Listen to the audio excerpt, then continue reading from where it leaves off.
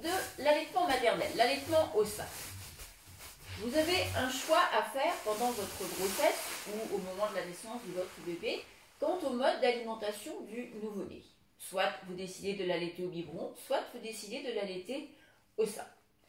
Le lait maternel est le lait le mieux adapté au nouveau-né, tout simplement parce qu'il provient de sa maman, et comme nous sommes des mammifères, le lait de la maman est adapté aux tout petits, en quantité et en qualité.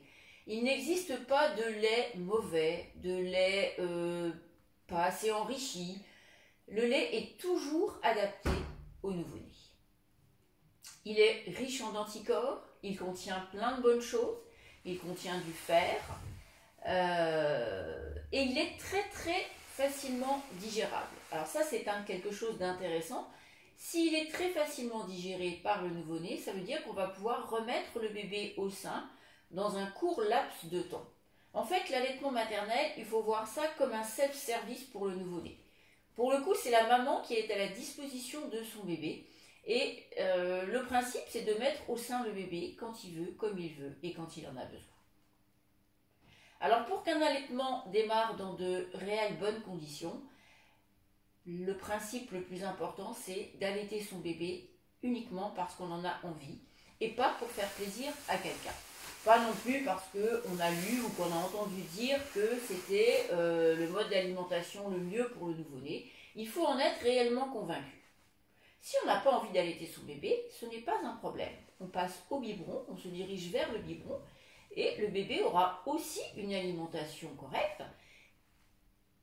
Le lait artificiel n'est pas un copier-coller du lait maternel, bien évidemment, mais s'en rapproche ou on essaye de s'en rapprocher le plus possible. On va essayer, nous, en tant que personnel soignant, de proposer de mettre le bébé au sein le plus tôt possible après sa naissance, à condition bien évidemment que l'état de santé de la maman et du bébé le permette. Donc le plus tôt possible, ça va être en salle de naissance. Une fois que votre bébé est né, on vous garde 2 heures pour une surveillance en salle de naissance et ces 2 heures vont être mises à profit pour essayer de mettre le bébé au sein. J'emploie de façon consciente le mot essayer parce que même si on va dire que 80% des nouveau-nés vont téter et prendre le sein dans les 2 heures qui suivent leur naissance, vous en avez une vingtaine de pourcents qui vont être bien contre leur maman, qui vont lécher le bout du sein, qui vont sentir, qui vont écouter, qui vont regarder, mais qui ne vont pas forcément téter tout de suite. Donc ça, ce n'est pas un problème non plus, bien évidemment. Le bébé, de toute façon, on ne peut pas le forcer à téter, donc il finira par téter dans les quelques heures qui suivront. Il n'y a pas de souci là-dessus. Le premier lait que la maman a dans les seins s'appelle du colostrum. Le colostrum, c'est un lait qui est très riche en anticorps et qui est sécrété en très petites quantités qui vont correspondre à l'appétit du nouveau-né le premier jour. Ce colostrum, comme il est sécrété en petite quantité, vous allez avoir un nouveau-né qui va avaler quelques gouttes simplement et qui va donc avoir besoin de retourner au sein de façon très rapprochée au début, jusqu'au moment où la montée de lait va se faire. Alors le phénomène de la montée de lait, c'est quoi? Ce n'est pas un raz-de-marée comme le terme montée de lait pourrait facilement correspondre. C'est simplement le passage du colostrum au lait.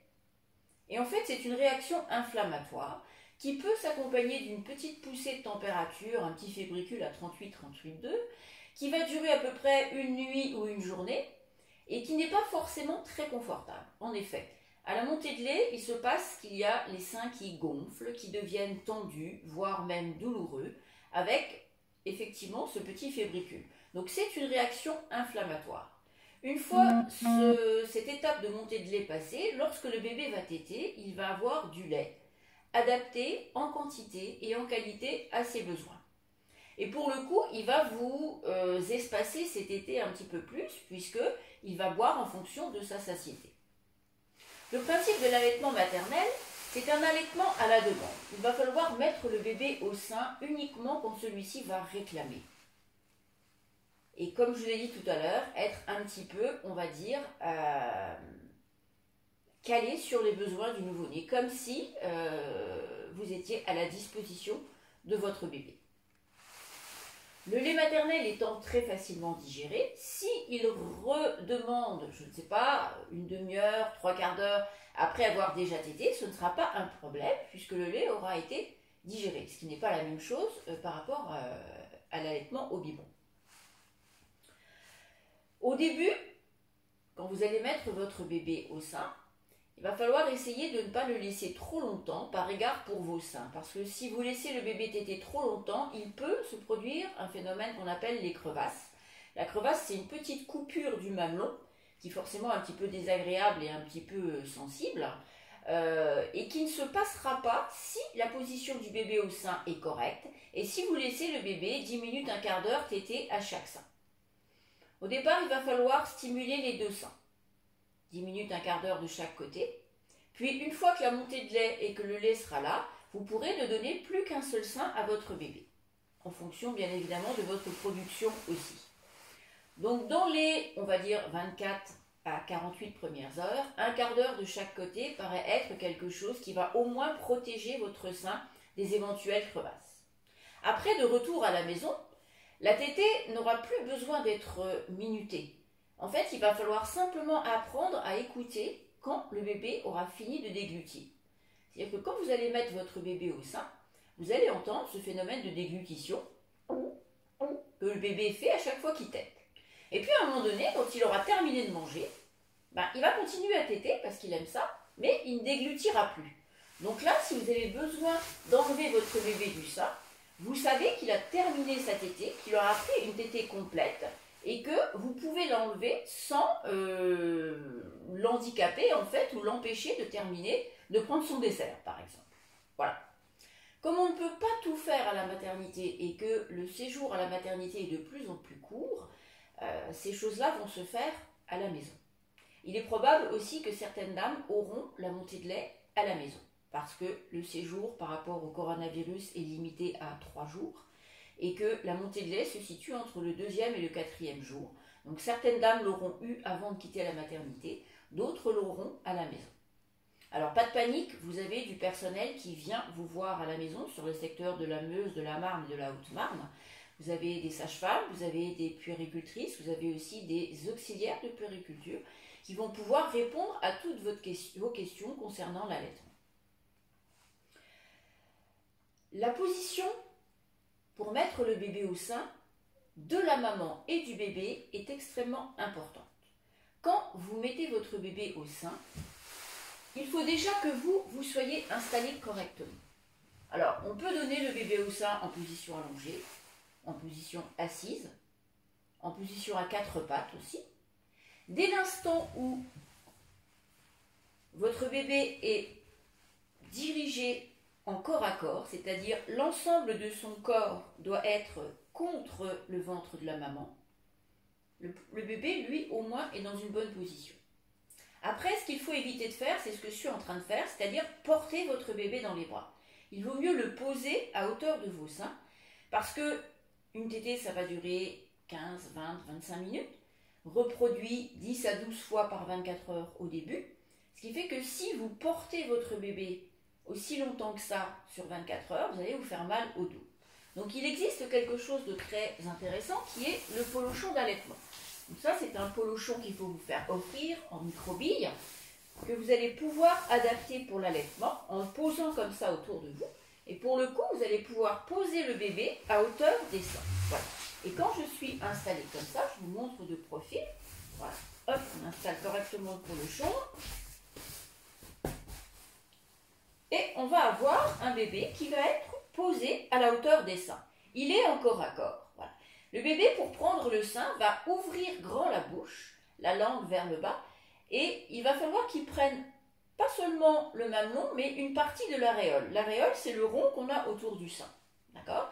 Ensuite, il va faire un mouvement de succion, de va-et-vient. Le fait de téter le sein va envoyer un signal à une petite glande que vous avez dans le cerveau qui s'appelle l'hypophyse. Si la succion est bonne, le signal va être bon et l'hypophyse va pouvoir, par un système qu'on appelle de biofeedback, va pouvoir renvoyer un signal qui va être la production de lait. Donc si la succion est bonne, le signal envoyé à l'hypophyse est bon, l'hypophyse va pouvoir renvoyer un bon signal, production de lait, vous allez avoir du lait. Mais l'inverse est vrai, c'est-à-dire que si le bébé est mal installé, qu'il tète de travers, qu'il tète mal, qu'il mâchouille le bout du sein au lieu de faire un bon mouvement de va-et-vient, le signal envoyé à l'hypophyse ne va pas être bon, la réponse de l'hypophyse ne va pas être bonne non plus, donc il y aura peu ou pas de lait. Donc avant de dire « je ne sais pas ce qui se passe, j'ai pas de lait », il faut vérifier la position de votre bébé et sentir la succion. Une succion de bébé ne doit pas être douloureuse, mais est quand même étonnante. C'est vigoureux une succion de bébé. Et puis si votre bébé tète correctement, vous allez ressentir des contractions au niveau de l'utérus. C'est aussi un moyen de vérifier qu'il tète correctement. Parce que l'hormone qui fait jaillir le lait du sein, c'est de l'ocytocine. Et c'est l'hormone qui est responsable des contractions. Alors ce ne sont pas des contractions douloureuses, ce ne sont pas des contractions qu'on va sentir pendant toute la durée de l'allaitement, simplement les quelques premiers jours, et qui vont être nécessaires et intéressantes parce que ces contractions vont aider votre utérus à récupérer la taille, qui est égale à peu près à celle de mon poing, et la position qu'il a dans le petit bassin. C'est extrêmement bien fait. Donc voilà la position de votre bébé. Maintenant, le bébé, on n'est pas obligé d'allaiter dans cette position-là. On peut par exemple le mettre assis, hop, comme ça, à hauteur de vos seins, en maintenant la nuque du bébé. C'est du corps à corps, c'est une bonne position. On peut aussi le mettre en ballon de rugby. Là, hop, on passe le bébé sous le bras, comme un ballon de rugby. On place le polochon comme ceci et le bébé, on maintient simplement la tête avec la main et le bébé prend le sein comme ça. Lorsqu'on a des jumeaux, l'intérêt c'est d'essayer de mettre les deux bébés au sein en même temps, ça fait gagner du temps à la maman. On peut également allaiter son bébé en position allongée. Par exemple la nuit, quand vous allez être dans votre lit et que le bébé va réclamer, voilà. Quand on est en position allongée, hop, un oreiller là, on va simplement caler le bébé contre soi. Et si on a le polochon, pour le coup, on peut tout simplement placer le polochon comme ça. Voilà, ça évite que si vous êtes au bord du lit, le bébé va pouvoir s'endormir ensuite sans problème au sein, puisque là, il est en sécurité. On a un bébé qui est contre le corps de sa maman, on est bien en corps à corps, et le polochon vient le protéger de tout risque de chute. Lorsqu'on a une césarienne, par exemple, on va pouvoir allaiter le bébé en position semi-assise au début, voire même un petit peu allongée, en le posant comme ça, comme ceci, sur le ventre de la maman, mais au-dessus de l'utérus. C'est du corps à corps aussi, il n'y a pas de problème non plus.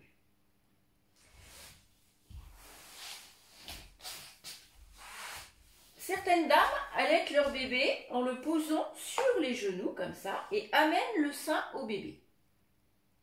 C'est exactement une bonne position aussi, c'est-à-dire que c'est du corps à corps, sauf que c'est la maman qui amène le sein au bébé, et donc on a le bébé qui est bien contre le corps de la maman. Certaines dames, dans certains pays, allaitent à quatre pattes. C'est très très rare en France, mais c'est également une bonne position, c'est-à-dire qu'on va amener le sein au bébé qui est couché sur le lit, c'est du corps à corps, c'est aussi une bonne position. Si vous allaitez sur une chaise, je vais vous montrer avec un ballon, voilà, il faut absolument que vous soyez installé correctement, c'est-à-dire que l'angle entre vos cuisses et votre buste soit inférieur à 90 degrés. Donc si votre chaise est trop haute, il va simplement falloir mettre un petit banc sous vos pieds, comme ça. On prend un polochon, on installe le polochon correctement. Hop, on met le petit banc sous les pieds. Et voilà, le bébé est installé à hauteur de vos seins. Hop, et voilà. Avec un ballon, c'est moins facile, hein. Je ne vous conseille pas d'allaiter avec un ballon. Ça, c'est pour la position du bébé et de la maman. Au niveau de la fréquence des tétées, sur un allaitement maternel classique, vous allez avoir un bébé qui va téter une dizaine de fois par 24 heures, jour et nuit. Bien évidemment, les bébés tètent la nuit. Souvent, au début, ils sont plus demandeurs la nuit que la journée, d'ailleurs. Donc parfois c'est intéressant de garder le bébé dans sa chambre ou à côté de son lit pour avoir des facilités à allaiter, éviter de faire sans arrêt des allers-retours dans la maison. Ça peut être intéressant aussi. Au niveau de l'alimentation de la maman, tout ce qu'on vous avait interdit ou déconseillé pendant la grossesse est terminé, à savoir les problèmes de diabète gestationnel, les problèmes de toxoplasmose, les problèmes de listériose. Vous pouvez manger de tout. Tout va passer dans le lait, mais au moins ça va aider votre bébé à différencier les différents goûts. Par contre, juste faire attention sur des aliments qui nous procurent des sensations désagréables à nous, par exemple le chou, qui est un aliment qui donne des gaz. Vous pouvez manger du chou une fois dans la semaine, mais pas à tous les repas. Même chose pour les agrumes et leur jus. Vous pouvez manger une orange, boire un verre de jus d'orange dans la journée, mais pas manger 1 kilo d'orange ni boire 1 litre, sinon votre bébé va avoir la diarrhée. Voilà. Autrement, avoir une alimentation saine, boire en quantité suffisante et quand on a soif, vous allez voir que pendant que vous allez allaiter, souvent vous allez avoir envie de boire, donc gardez une bouteille d'eau à proximité de votre main. Mais ne pas boire de façon excessive, sinon vous allez être aux toilettes non-stop. Au niveau de l'entretien ou des soins qu'on peut apporter à la poitrine. On reconnaît maintenant que décaper les seins avec du produit, remettre de la crème, des choses comme ça n'a que peu d'intérêt, le sein n'est pas stérile. On conseille simplement une douche matin et soir et peu de soins particuliers au niveau des seins. Par contre, ce qui est extrêmement important, c'est de porter un bon soutien-gorge d'allaitement jour et nuit. Donc en fait, il vous en faut 2. Un sur vous et un dans la machine à laver. Le soutien-gorge doit être choisi en fonction de la taille de votre dernier soutien-gorge de la grossesse. À savoir, vous n'allez pas prendre au niveau du tour de poitrine, mais vous allez avoir les seins qui vont gonfler. Donc ce qu'il faut prendre, c'est une taille, une profondeur de bonnet en plus. Ils font maintenant des soutiens-gorge qui ne sont pas trop vilains et qui ressemblent à des brassières pour la nuit, ce qui vous évite d'avoir une armature qui fait mal quand vous vous couchez pour dormir la nuit. Voilà, ça c'est important. Soutenir la poitrine de façon correcte va permettre de ne pas abîmer les seins. Au niveau de... qu'est-ce qu'on pourrait dire encore ?